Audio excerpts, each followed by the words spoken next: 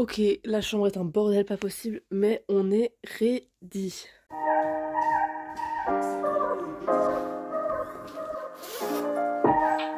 On est ready.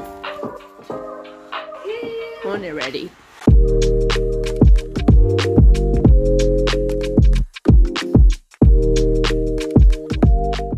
Mais il y a vraiment énormément de gens.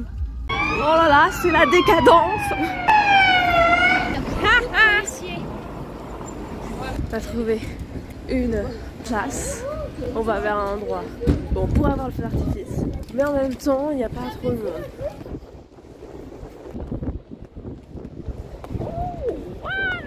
Il y a tellement de gens. En fait, l'année dernière, ma mamie m'avait fait la même chose. Moi, j'étais pas avec eux.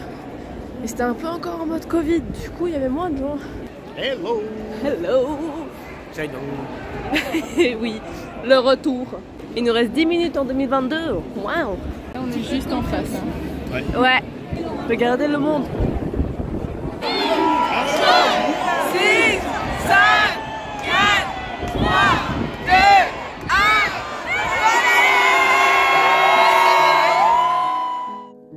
Voilà comment j'ai terminé mon année 2022. À défaut d'avoir été invitée à une soirée, je l'ai fêtée avec ma famille, les personnes qui m'ont toujours soutenue et me soutiendront jusqu'au bout. Je pense que c'est l'une des leçons les plus importantes que j'ai apprises cette année. La famille est le noyau de l'existence. Malgré les disputes, désaccords ou malentendus que nous pouvons avoir, malgré nos différences et nos façons de penser, ce sont eux qui viendront à ma rescousse à mon plus bas. D'ailleurs, c'est par mon père que j'ai appris autre chose. Si quelqu'un t'embête, exprime-toi.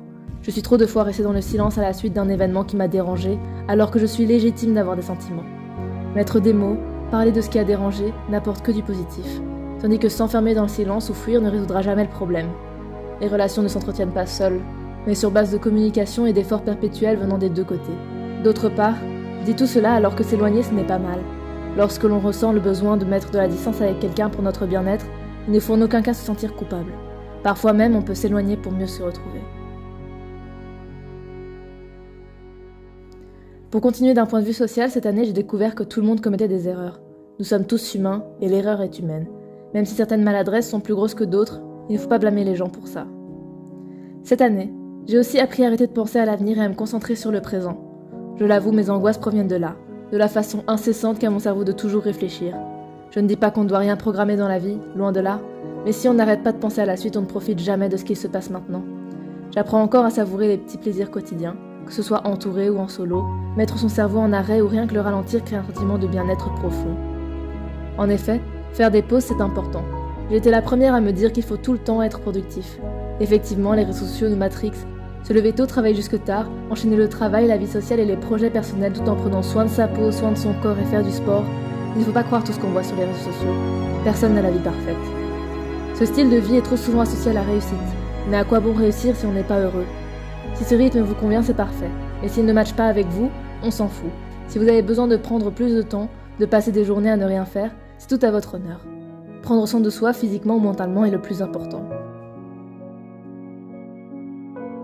C'est cette année que j'ai découvert la force de mon esprit, mais également ses limites. Des limites qui m'ont fait pleurer, paniquer, des limites que j'ai dû franchir pour avancer.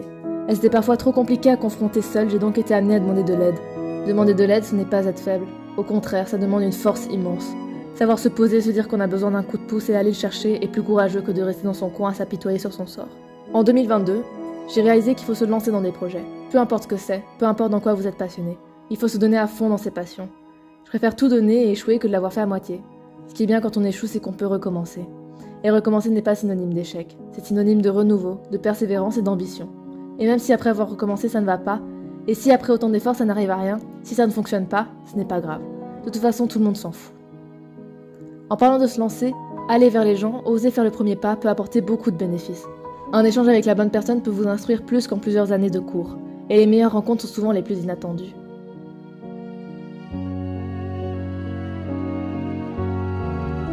J'ai malheureusement aussi découvert que la confiance se perd rapidement et ne revient que très rarement. C'est une des raisons pourquoi il faut prendre soin des personnes qu'on aime. Il faut les chouchouter et leur apporter de l'attention. J'ai mis trop de temps à apprendre ça et je regrette des amitiés passées qui auraient pu continuer. Mais il faut savoir laisser passer là où il est. Et surtout, savoir rebondir coûte que coûte. Demain peut toujours être meilleur qu'aujourd'hui, ça ne dépend que de nous. Il ne faut pas se fier aux apparences. Les personnes les plus entourées sont souvent les plus seules. J'espère que vous n'aurez jamais à ressentir ce sentiment de n'être le numéro 1 de personne, de n'être qu'un choix parmi tant d'autres. Je vous invite à observer autour de vous, vers ce groupe de copains qui, malgré les apparences, a du mal à aller bien.